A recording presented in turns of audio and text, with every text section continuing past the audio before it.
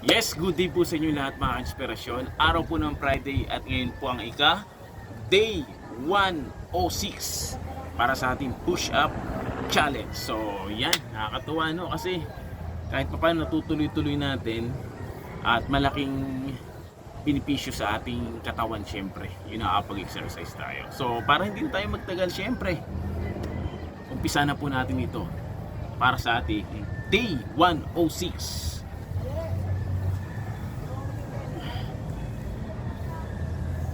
1, 2, 3, 4, 5, 6, 7, 8, 9, 10, 11, 12, 13, 14, 15, 16, 17, 18, 19, 20, 21, 22, 23, 24, 25, 26, 27, 28, 29, 30, 31, 32, 33, 34, 35.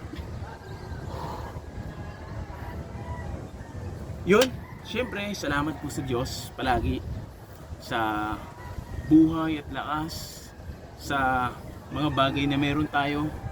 Pinagpapasalamat po natin yan dahil siya nagbibigay ng lahat ng mga bagay na kailangan po natin. Whew!